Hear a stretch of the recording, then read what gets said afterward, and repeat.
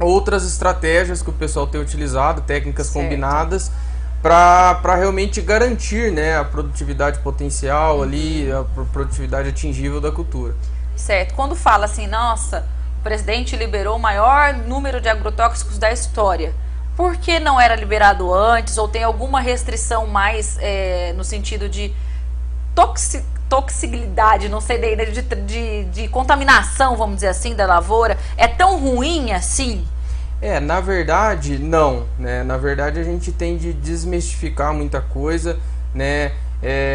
No passado, em governos anteriores também, a gente sempre teve no Brasil esse processo de liberação de produtos, né? O Brasil é muito rigoroso quanto a isso, né? Então, para vocês terem uma ideia, você ter uma ideia, Lívia, hoje, se eu inventei uma molécula e para que essa molécula esteja cenário Brasil utilizada a campo, demora na faixa dos 12 anos, né? Entendi. E isso custa mais ou menos na faixa dos 250 milhões, né? Então é muito caro, é muito rigoroso, passa por diversos ministérios, né? Tanto o Ministério da Saúde, quanto o Ministério do Meio Ambiente, o Ministério da Agricultura, para realmente assegurar que esses produtos não tragam nenhum malefício para nenhuma dessas áreas, né? Certo. Então, tanto para o meio ambiente, quanto para a agricultura, quanto para a saúde humana também.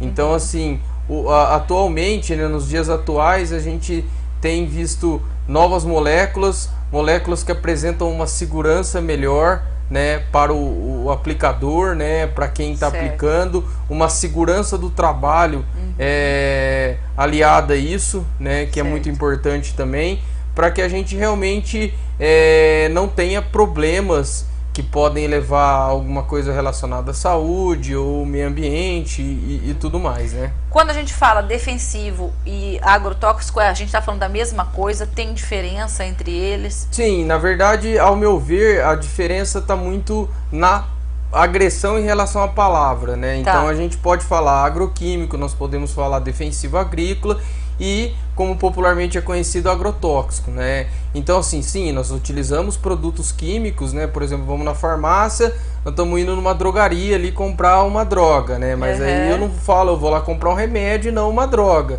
né?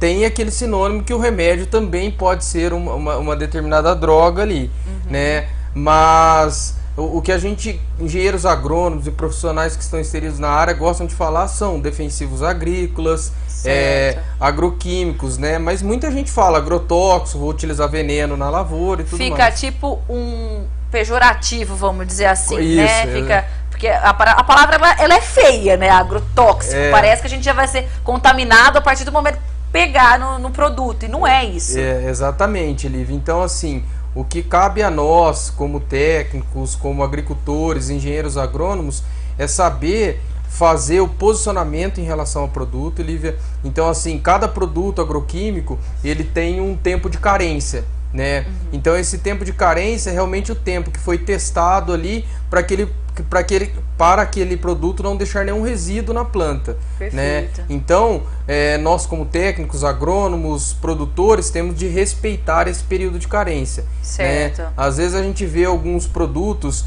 que o pessoal elenca que tem uma alta quantidade de residual de agrotóxicos, dentre eles pimentão, morango, tomate, que são culturas realmente sensíveis e que às vezes foge um pouco de respeitar esse período de carência, né? Entendi. Eu vou colher na segunda-feira da semana que vem, hoje eu estou aplicando para que eu não tenha nenhum dano em relação à pele, nenhum dano em relação a aspectos visual ali, né? do meu fruto, e isso eu tenho uma perda de peso, né? Perfeito. Mas aí a gente tem que trabalhar junto com esse manejo, respeitando esses períodos de carência. E um outro ponto também, Lívia, que nós falamos muito hoje, é de trabalhar na agricultura com técnicas combinadas, né? Nunca apoiar numa tecnologia só.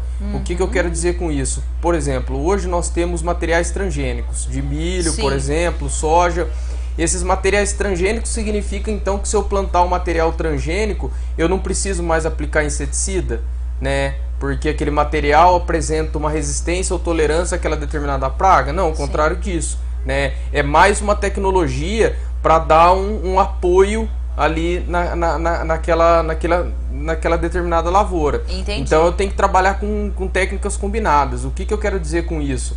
Nós não podemos apoiar só no químico, nós não podemos apoiar só no genético, né? Então hoje a gente tem integrado, né, e tentado integrar muito bem isso, ó, o químico, o genético, o biológico, o método físico, o que a gente vai trabalhar para encaixar essas estratégias para que eu também não quebre a tecnologia com rapidez, né? Entendi. Então o que eu quero dizer com isso também? Eu lancei um material no mercado, esse material apresenta uma resistência à tolerância a determinada praga, por exemplo, né? Se eu apoiar muito no material, eu vou estar deixando aquele material muito sujeito a aparecer indivíduos resistentes que quebrem aquela determinada tecnologia, entendeu? Por isso que é importante a gente fazer essa integração. Certo. Agora, a gente vive também no momento muito comum as pessoas falando, é orgânico, é orgânico, é orgânico.